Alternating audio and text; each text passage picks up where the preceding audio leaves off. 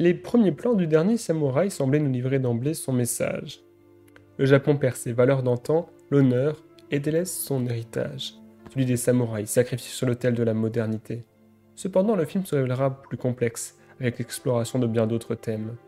Le dernier samouraï raconte l'histoire d'un apprentissage de l'altérité, d'un appel à la découverte de l'étranger plutôt qu'à sa haine, un appel à prendre le temps d'aller vers l'autre plutôt que de le mépriser.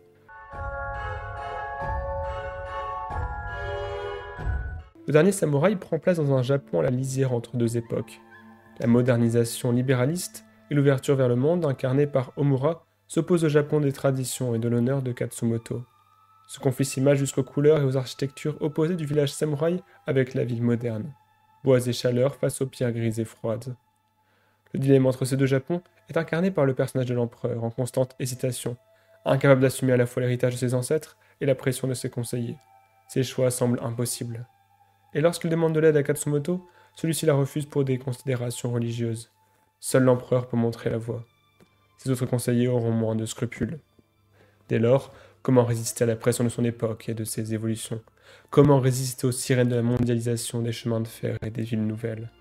Mais cette modernité a un prix. La soumission à des lois nouvelles. Désormais, tout se vend ou s'achète, même la guerre se marchande. Tout s'accélère, tout doit toujours aller plus vite, quitte à envoyer des recrues non préparées au massacre. Cette transition entre deux époques s'achèvera à la fin du film, lors de la scène de massacre des samouraïs.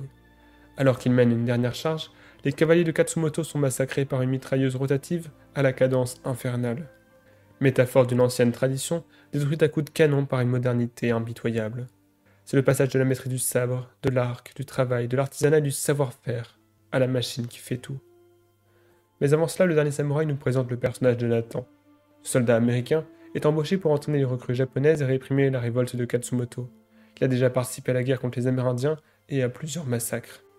Traumatisé par ce qu'il y a fait, désabusé de l'espèce humaine, il se contente de vendre ses services aux plus offrants. Sa vie a perdu tout son sens. Un parallèle se dresse déjà avec le personnage de Katsumoto, qui semble pourtant son opposé.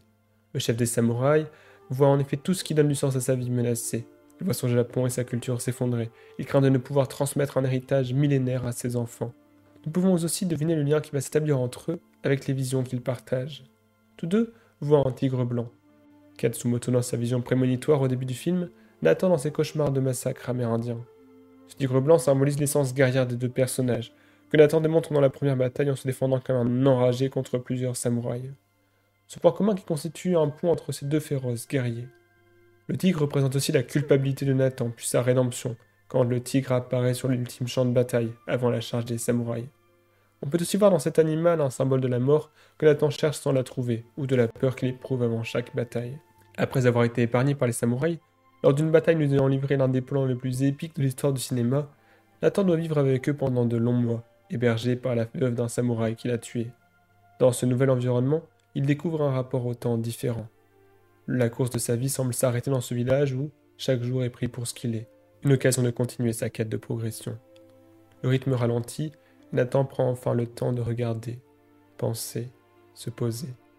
Pour la première fois depuis ses 17 ans et son départ de la ferme familiale, il reste découvrir un endroit et apprend à l'aimer. La philosophie des samouraïs l'inspire, après toutes ces désillusions qui avaient fait de lui un soldat cynique. Une culture à la suprématie masculine et aux velléités guerrières, mais pas seulement. Nathan découvre un code de l'honneur, une volonté de service, une exigence de travail, une culture de l'accueil, une fidélité à toute épreuve. Dans cet endroit, l'engagement a de la valeur, comme le prouvera Bob, son gardien protecteur, en lui offrant sa vie sur le champ de bataille. Cette culture est aussi incarnée par Taka. Elle représente un autre versant de la culture samouraï, l'hospitalité, le devoir familial, le maintien de la dignité malgré la souffrance. Alors que Nathan est l'assassin de son époux, elle soigne ses blessures et l'accueille dans sa demeure. Elle apprend à découvrir cet inconnu, en même temps que ce dernier découvre sa culture et sa langue. La construction de leur lien est progressive et silencieuse. Elle s'établit sans mots, par des regards, des gestes et des attitudes. Son achèvement se traduira par une scène magnifique, avant la bataille finale. Taka revient Nathan de l'armure rouge de son défunt mari, consacrant son acceptation parmi les leurs, en tant que samouraï.